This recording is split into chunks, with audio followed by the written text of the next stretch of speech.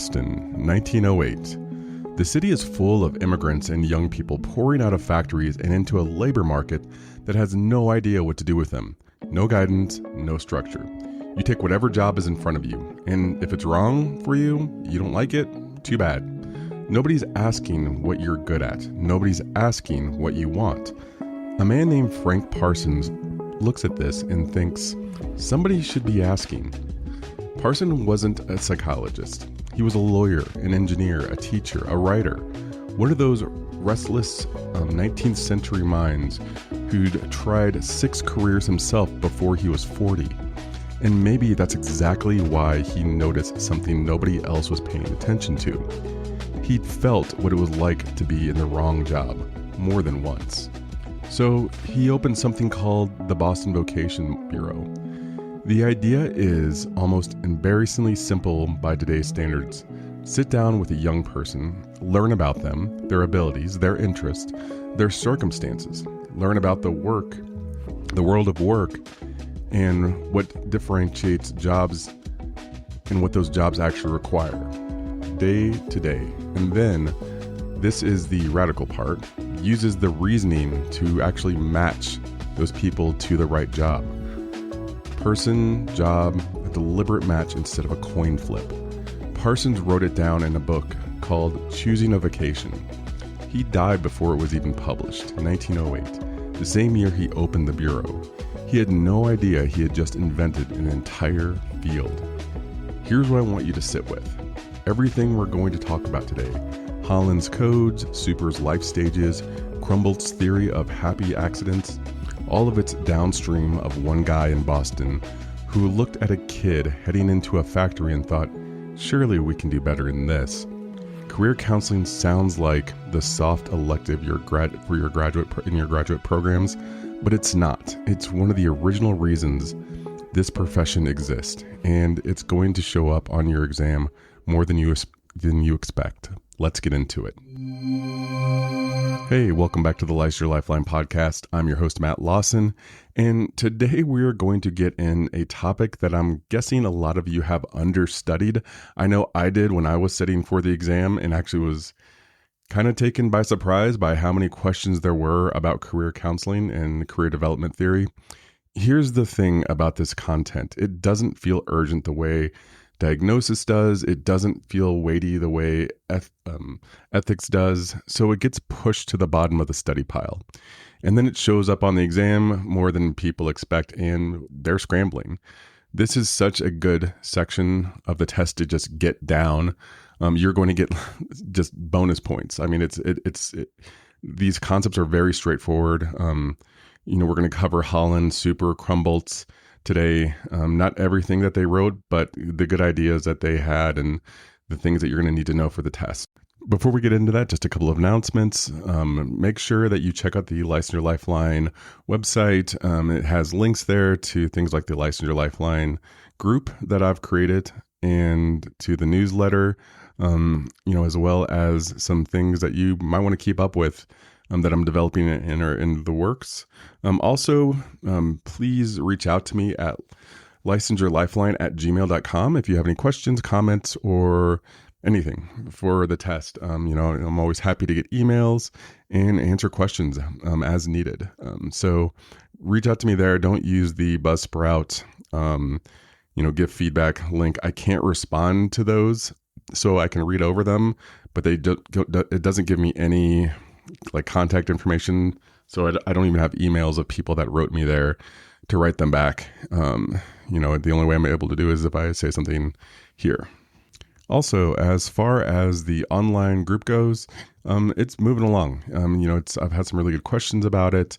I did fix a link that was seemingly broken and preventing people from actually connecting into the group, which was a big error on my part.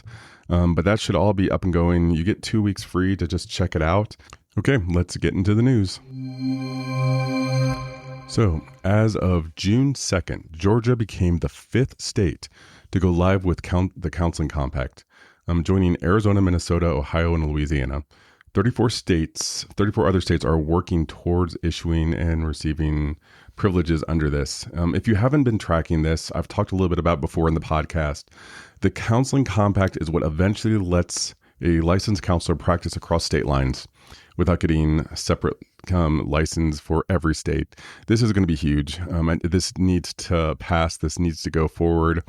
It has been, especially with the way technology is now, there's absolutely no reason for us to have to get licensed in every state in order to support individuals there. It just doesn't make any sense, and it hasn't for a very long time. From what I have gathered over the years, it just seems like kind of a money grab for these states to force us to get licensed in their states versus actually having any benefit to their residents or the therapist practicing there. So this is really good to see. And I bring this up with career development episode because licensure portability is functionally a career development issue where you can practice shapes what your career can look like. So keep an eye on this. It's moving slowly, but it's moving. Secondly, a recent study cited this month put a number at 1.17 billion people worldwide living with mental disorders, alongside research highlighting a widening treatment gap globally. Yeah, I did some research. It looks like between 10 and 15,000 people a year graduate to become therapists. And even with that, we're seeing a gap, especially globally, when you go outside of the United States, to support individuals with mental health issues. So don't feel like you are strapped to just doing therapy here. There's other places that potentially could need you as well. That's it for the news. Let's get into the main body. Okay, 3 theorists, 3 different answers to the same question. How do people end up in the careers they end up in? So I did my practicum at Loyola University in the Career Counseling Center, and I was not aiming to do this. I wanted to work on a college campus, and I wasn't necessarily looking for career counseling, but that's where I ended up. I was excited to get it, and it ended up being fascinating. If you have not spent that much time around career counseling, it really is. Like, you do not appreciate how much a person's identity goes into the career that they choose until you really kind of like dig into it. And, when you think about it, like, you meet somebody at a party and, one of the first questions so many people ask is, what do you do? And, it is like, how quickly do you come to understand a person just by what they do? If you go to a party and you say you're a therapist, like, the way people look at you versus if you go to a party and say you're an accountant is very different. Which, by the way, if you're ever on an airplane, saying you're an accountant is much better. You don't get stuck in a long conversation on a flight where you can't go anywhere. So first up, we have John Holland. And the idea that fit is everything. Holland's whole theory rests on one elegant idea. People are happier and more successful in careers that match their personalities. Just not just their primary skills, but their personalities. This was another huge one. We used Holland and his theories all the time in the career counseling center that I worked in.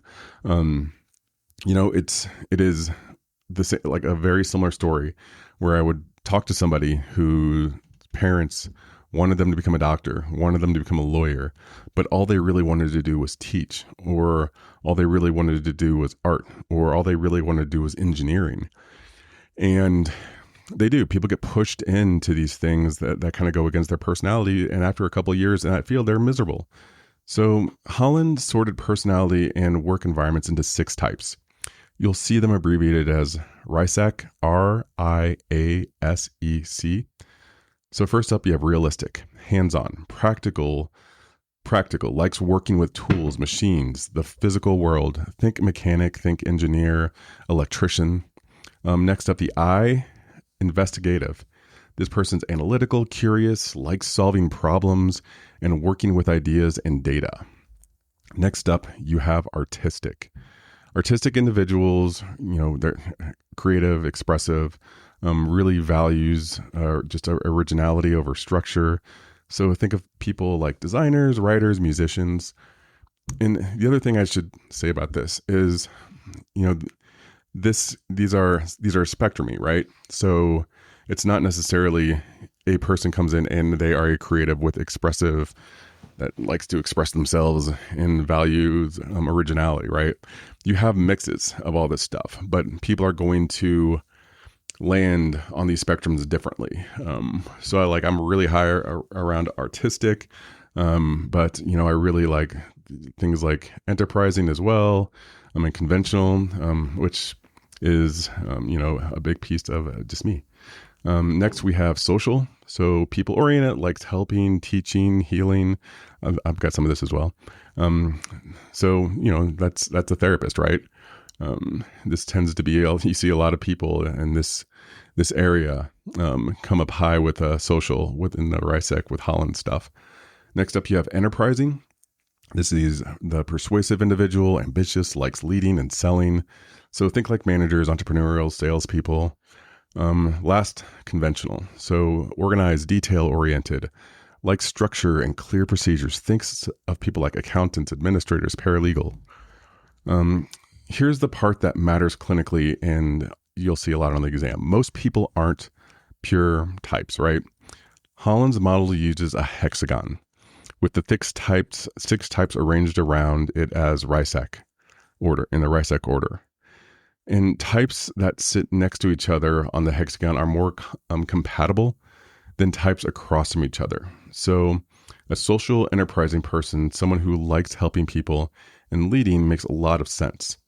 Social realistic, sitting across the hexagon from each other, is a much less common combination because the underlying personality pull in different directions. The clinical idea underneath all of this is career satisfaction. It's not just about salary or prestige. It's about congruence. And this is something that, over the years I have seen just really mess with people when they're in a field, when they're in a profession that is not congruent with who they are. Their life gets thrown off of kilter. I went back to school to become a therapist. And before that, I'd worked in pharmaceutical sales. And I was miserable. I was miserable in pharmaceutical sales, even though the money was really good, great benefits, all those things. I quit doing that and started a personal training business because I wanted to work with people. I wanted to do something that aligned better with who I was, which evolved into me becoming a therapist. So mismatch is what produces burnout, dissatisfaction, even in objectively good jobs. And that is what I experienced really quick when I was doing pharmaceutical sales. So next up, we have Donald Super. And the idea that his idea is that career is something you develop, not something you pick. So Super looked at Holland's static matching idea and said, that's not the whole story. People change, careers unfold over the entire lifespan, not in one decision at age 22. Super's life space theory maps out stages people move through. So first you have growth, childhood through early teens, developing self-concepts, fantasizing about different roles. Then you have exploration, teens through mid-20s, trying things out, including through education and early jobs. This is where a lot of clients in their 20s are living right now. I really like working with 20-somethings, early 20-somethings for this reason. I really enjoy this phase of a person's life and helping people navigate that phase and just kind of like really trying to figure out who they are, what they're about. And especially at that age, they just have so much room to kind of mess up and try things out that they don't quite like and, just not really enjoy certain things. So, I love working with individuals in their early 20s in this stage. Then you have establishment, and this is 20s through mid 40s, where people are securing a place in a chosen field, building competence and stability. Then you have maintenance. This is mid 40s through mid 60s, holding on to your position, updating your skills, staying relevant. This is another really interesting area And you'll see people stagnate a lot of times in the maintenance phase. And oftentimes when they stagnate, it's because they're just not happy with their career. I'm going to say that's always what it is, but a lot of the times. And then lastly, you have disengagement. So this is later in life, planning for retirement, shifting focus outside of work. What makes super genuinely useful clinically is the idea of vocational self-concept. The idea that your career choices are an expression of how you see yourself. And that self-concept keeps evolving across stages. A career change at 45 isn't necessarily a crisis. It might just be a maintenance stage reassessment doing exactly what it's supposed to do. And one funny thing that I did notice, and this is just from personal experience, I had a lot of friends amongst my group of friends from high school switch careers, and this included me, switch careers between like 28 and 35. And that we weren't quite in that maintenance stage. But you do see people kind of realizing some things and making changes as they need, at certain points. So, all right, last up, John Krumboltz, and the idea that a lot of career success is just being open when chance shows up.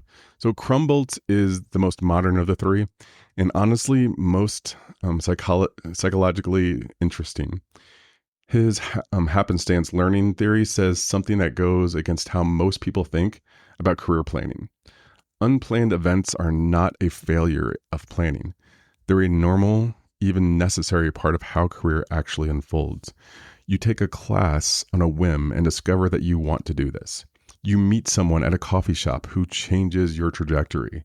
The job you applied for didn't exist 5 years before you applied for it. Krumboltz's point isn't don't plan. It's the goal of a career counselor shouldn't be to help someone lock in one rigid 5-year plan.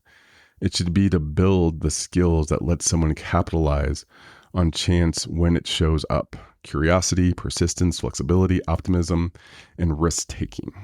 Does that make sense? So Krumboltz was, had this idea that, all these other skills, some of them soft, some of them just part of a person's personality, have that person developing these things as they go along so that there's an openness when they are hit with opportunity, when, that chance to move up in a department or move over in a department comes up, and it's something that they're a little bit more interested in. So it's a bit of a different way of thinking about career counseling, but it really is super helpful. So now we're going to get a bit into pattern recognition. And this is what I want you to see underneath all three theories, because this is what actually helps you on exam day. Each theorist is answering a different version of the same question. Holland asks, what kind of person are you, and what kind of environment fits that person? It's a snapshot question. It's kind of a matching question.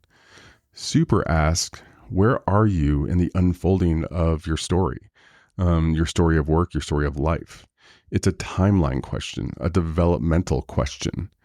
Krumboltz asks, how do you build the capacity to take advantage of what you didn't see coming? It's a flexibility question, a psychological skills question. So snapshot, timeline, flexibility, you can identify each of those three questions in what they're asking about, right? You can usually identify the theorist even before you remember the specific vocabulary. So that's what you're looking for in the questions on the test.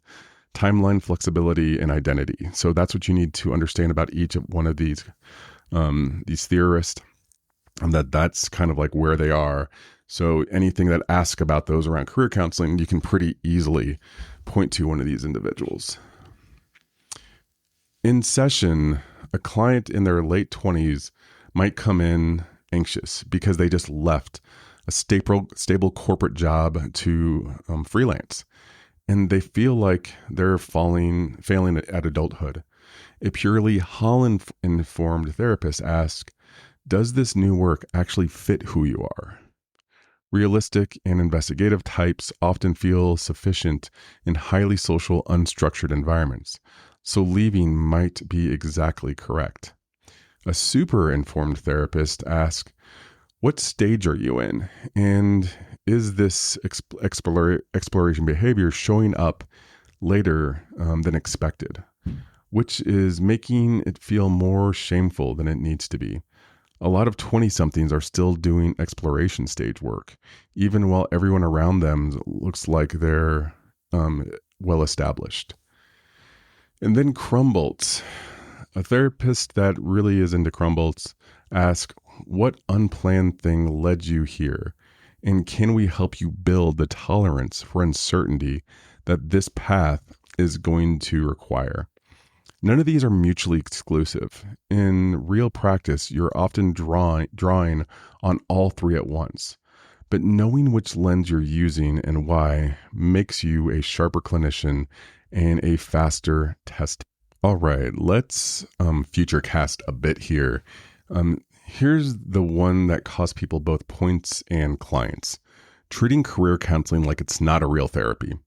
We all have to take this class, and it is like, I don't think people take it as seriously as they could or should.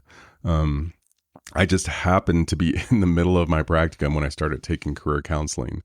So, I had a different respect for it than a lot of the people that I was going to school with did. But a lot of pre-licensed therapists quietly believe career counseling are less serious than like relationship issues or trauma or mood disorders. That belief shows up in two ways. They understudy this content for the exam, and they underengage with it in the room, treating a career question as a detour from the actual work. Here's the problem with that. Career is identity. For most adults, what do you do is one of the first things anyone asks, right? It is like we hear this all the time. It wraps up, our self-worth, family expectation, financial survival, and a sense of contribution to the world. A client in career crisis is very often an identity crisis, wearing a work costume. So Super basically built an entire theory on this insight. Vocational self-concept is a self-concept. Treating a career question as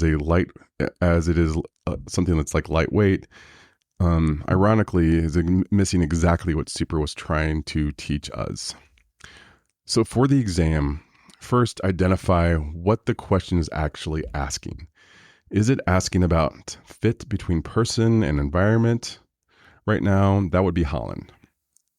Is it asking about stage across the lifespan or how someone's self-concept is evolving over time? That's going to be Super. Is it asking about how someone responds or generates unplanned opportunities? That's Krumboltz.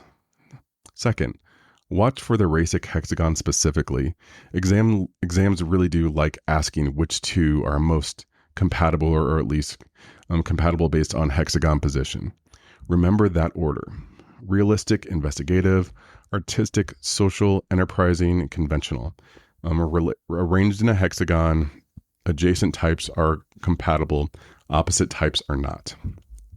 Third, know that Super stages are sequential but not strictly age-locked. A question might describe a 50-year-old going through what sounds like an exploration behavior. I'm trying on a completely new field. That's not a contradiction. People can recycle through earlier stages, especially after a major life disruption. It's something I see, again, a lot of. You'll see individuals, 50s, 40s, going through things like divorces or big moves or, just realization of life and change career. So don't assume age automatically tells you the stage. Fourth, Krumboltz questions often describe something that sounds like it shouldn't be career counseling at all. A chance encounter, an unplanned opportunity, a client criticizing themselves for not having a 5-year plan. If the scenario centers on the value of unplanned events or building openness to them, that's Krumboltz. Okay, how about some multiple choice questions? According to Holland's theory, a client who is described as analytical, enjoys solving complex problems, and prefers working independently with data is most likely which RIASEC type? A, social, B, investigative, C, enterprising, or D, conventional? Answer here is going to be B. Investigative types are analytical, curious, and drawn to problem solving and working with ideas and data. Exactly the description given. Social types are outgoing people. They're oriented towards socializing and help focus. Enterprising types, persuasive and leadership oriented. Conventional types favor structure and produce procedure over open-ended analysis. Question number 2. On Holland's hexagonal model, which of the following pairs of types would be considered most compatible? Would be A, realistic and social, B, artistic and conventional, C, social and enterprising, or D, investigative and enterprising? The answer here is going to be C. On Holland's hexagon, types adjacent to one another are most compatible. The order around the hexagon is realistic, investigative, artistic, social, enterprising, conventional. Social and enterprising sit next to each other. Both involve working closely with people, just with a different emphasis, helping versus leading, persuading. Question number 3. A 52-year-old client reports recently enrolling in courses for a completely new field after a layoff, describing the experience as trying to figure out what I even want to do now. According to Super's life space theory, this behavior is best understood as A, a sign of arrested development that should be clinically concerning, B, recycling through exploration stage behavior, which can occur at any age following a major disruption, C, evidence the client never successfully completed the establishment stage, or D, a characteristic feature of a disengagement stage. The answer here is going to be super stages are sequential in general lifespan sense, but are not strictly locked into specific ages. Adults can recycle through earlier stages, particularly exploration, following major disruptions like a layoff. This is a normal and expected pattern, not evidence of arrested development or stalled development in an establishment. Question number 4. According to Krumboltz, happenstance learning theory, which of the following skills would a career counselor most likely try to help a client build? Would it be A, the ability to create detailed, rigid 10-year career plans, B, the ability to accurately complete a Holland Code assessment, C, curiosity, persistence, flexibility, optimism, and risk-taking in response to unplanned opportunities, or D, the ability to identify which super lifespan stage they are currently in? Answer is C. Krumboldt's happenstance learning theory holds that unplanned events are a normal part of career development, and that the goal of counseling is to build the psychological skills that allow a person to recognize and act on unplanned opportunities, specifically curiosity, persistence, flexibility, and optimism, and risk-taking. Question number 5. A career counselor working from Super's developmental framework and would conceptualize a client's vocational choices as primarily an expression of A, personality type fit with environmental demands, B, reinforcement history and learned behavior patterns, C, vocational self-concept, which evolves across the lifespan, or D, random chance events that shape opportunity. The answer is going to be C, Super's central contribution to the concept of vocation, the idea that career choices are the expression of how a person sees themselves, and that this self-concept develops and changes across the lifespan alongside the stages of growth, exploration, establishment, maintenance, and disengagement. All right, last question. A client describes landing in their current career path after a chance conversation at a party with someone who mentioned a job opening. The client expresses embarrassment, saying, I had never really had a plan. All these things just kind of happened. The most theoretically consistent response, drawing from Krumboltz theory, would be A, help the client develop a formal long-term career plan to compensate for the lack of one previously. B, normalize the unplanned nature of the client's path as a common and valid part of career development. C, administer a Holland code assessment to determine whether the client's current job is actually a good fit. Or D, explore whether the client's vocational self-concept is currently in establishment stage. The answer is going to be B. This scenario is a direct illustration of Krumboltz's happenstance learning theory, an unplanned event leading to a career path paired with self-criticism for not having a formal plan. The theoretically consistent response normalizes this as a legitimate and common pattern and shifts focus to